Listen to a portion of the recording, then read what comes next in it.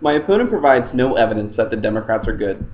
Any skepticism about his position means the opposition wins because the threshold has been set low as a result of his lack of evidence. First, I will address why the current political system is not good for the future of the U.S. Then, I will endorse an alternative group, and lastly, I will discuss the reasons he endorses the Democrats in the order of his middle-class argument and then his sustainability argument. The current system creates political parties who are completely disconnected from the public.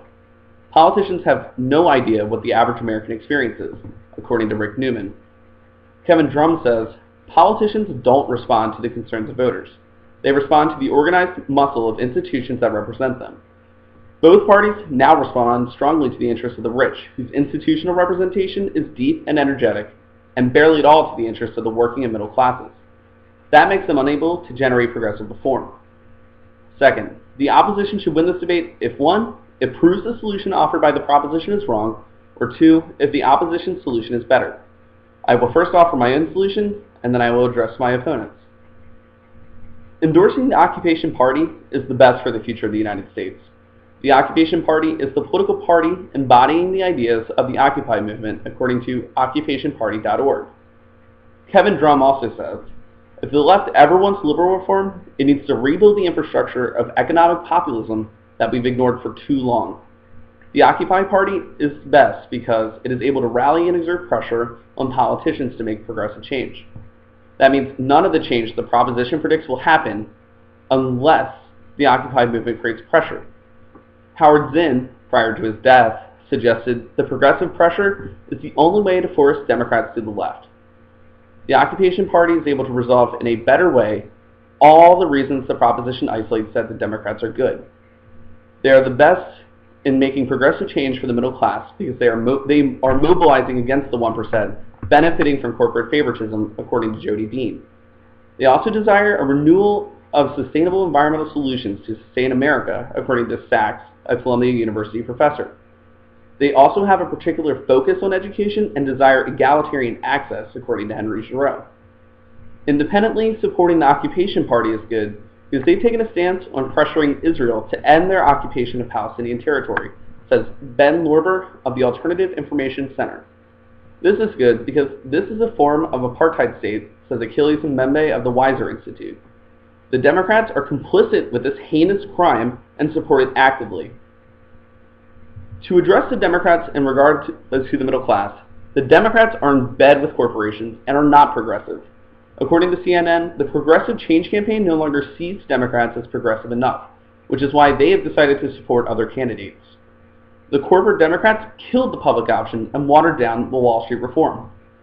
My opponent cites historical examples, but those aren't predictive of how the party will operate in the future, nor does it speak to how the party operates now. He has not proven that the party will be progressive, only that Obama might be. And Obama isn't. Just look to the lack of closing Guantanamo, the stepped-up border security and enforcement, as well as drone strikes and Afghanistan. The healthcare was not progressive universal coverage because Obama never pushed for it. The auto bailout only proves Democratic tie-ins with corporations and big businesses.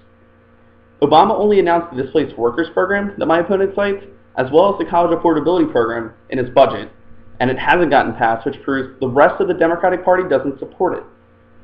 He is only supporting these programs because it appeals to the middle class, but that is only for the sake of re-election. He doesn't care about progressive change, according to John Easley from The Hill.